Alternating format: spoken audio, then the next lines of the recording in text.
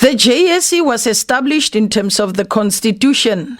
One of its responsibilities is to interview candidates for judicial appointments and also to hold judges accountable in terms of their conduct.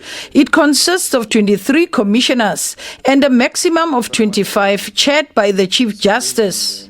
The JSC is made up of lawyers, politicians, and judges. And there are 23 members of the Judicial Service Commission. When the JSC sits to decide on the appointments of High Court judges from the different provinces, it sits with 2 extra members, which is the Premier of the province and the Judge President of that province. After interviewing a candidate, the JSC deliberates behind closed doors about the candidate's suitability.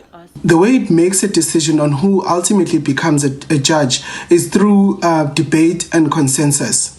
When the JSC is not able to come to a consensus, they then decide on a vote.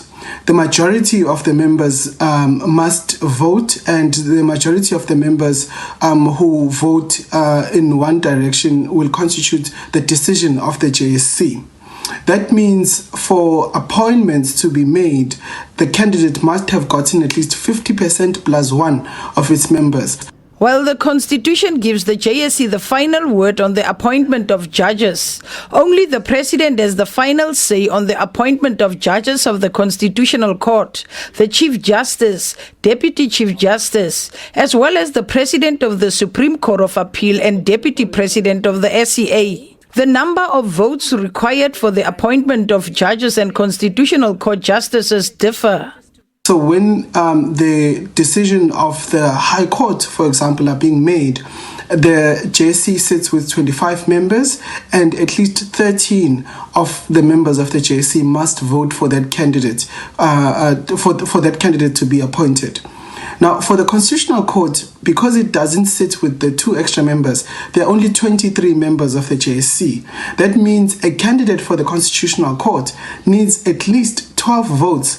There have been calls for the JSC to make its deliberations public. Ordinarily, the deliberations of the JSC are private. That means they cannot be disclosed to the public. The only time that the JSC deliberations can be disclosed is if a decision of the JSC is taken to court on judicial review, and through that judicial review process, the JSC is required to disclose the reasons and the documents that related to the decision. And that means that the transcripts of the deliberations are also attached to the court record, and because our court records are public documents, that is how the deliberations of the JSC can be made public. This was done because of the Constitutional Court's judgment in the Helen Suzman Foundation case. Some have also questioned the involvement of politicians in the JSC. And this is what happens, ACJ. Yes. CJ Mukwe writes to them. They don't respond. They wait for him to go. Now they know that the CJ is gone. Their process, you are now acting. We're going to look for ACJ. Then they start responding to Mukwe's acting chairperson, that is a lie. It's a blue lie, what Commissioner Malema. No, but don't say I'm lying. What do you mean I'm lying? It's a lie. No, don't say I'm lying. That is disrespectful. To say I'm lying, it's disrespectful. But if you are going to allow him to say I'm lying, it's wrong. The Constitution requires the inclusion of 10 members of Parliament to sit on the Judicial Service Commission. 4 are delegates from the NCOP, 6 are from the National Assembly, of which 3 must be from the opposition benches. Judge, you are homophobic. It's a statement I want to make unequivocally. You are homophobic, and in South Africa in 2022 is just unbelievable, for the record. One analyst says what transpired during the interview process of judges and Chief Justice is a reflection of South African politics. My view here is that what we have seen in South Africa recently during the appointments that have been made by the Judicial Service Commission, the differences that have come out, the partisanship that has been expressed by different political leaders who were represented there, what we have seen actually shows that there is conflict in South Africa's society, politically speaking.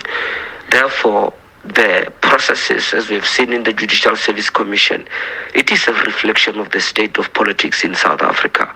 Matega has defended the participation of politicians in the process of appointing judges. And people are asking, what should we do? Should we be removing politicians from participating? I mean, if our politics does not enjoy consensus, and if our politics is not grounded on common values, should we then say politicians should not participate in the judicial processes? The answer is no. I do think that politicians should continue to be allowed to participate in the Judicial Service Commission as it is. I think, however, that different rules of engagement will have to be in place. And those different rules of engagement should not be aimed at sanitizing the process of appointing judges. I do think that our democracy should mature in a way that we can define these processes, but our differences should be grounded on the pursuit of common values for South Africa. The next key position to be filled in the judiciary is that of the Deputy Chief Justice, vacated by Raymond Zondo when he ascended to the position of Chief Justice. Supreme Court of Appeal President Mandisa Maya has been nominated by President Cyril Ramaphosa for the deputy position, and leaders of parties in the National Assembly have been given 10 days to comment on her nomination. Mercedes Besent, SABC News, Parliament.